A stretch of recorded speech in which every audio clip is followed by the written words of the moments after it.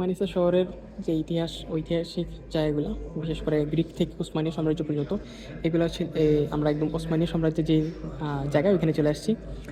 এগুলো হচ্ছে কবরের স্টোন, যেটাকে বলি আমরা টম্ব স্টোন। কবরের স্টোনগুলো ছিল এরকম। আর এটা হচ্ছে মুরাদিয়া জামি, এটাতে আমরা গিয়েছিলাম, দেখে আসছি, ঘুরে আসছি। এটা খুব ঐতিহাসিক একটা মসজিদ।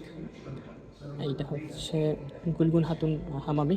এটা কী বলে সুলতানদের রানীদের যা থাকার জায়গা ছিল, ওইটা গুলগুন হাতুনের সময়কার।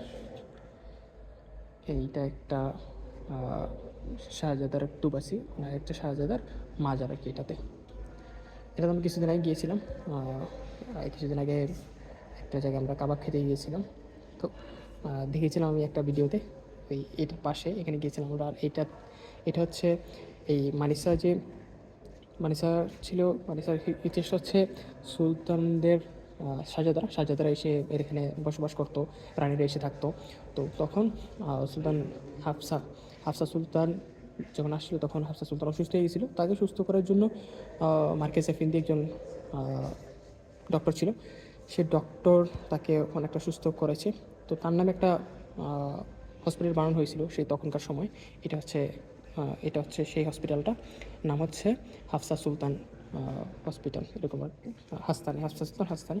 তো এটার এখন হসপিটাল নেই। এটা হসপিটালের সময়কার তখনকার শিক্ষার্থীরা কীভাবে পড়তো কি না করতো সেইটা এখানে সব দূরে রাখছে, জাদুঘরের মতো রাখছে। আমরা এখানে ঘুরতে গেছিলাম আমাদের ডিপার্টমেন্ট থেকে সবাই সহ। এটা একটা প্যালেস ছিল, এটা রেপ্লিকা তৈরি করা আর কি।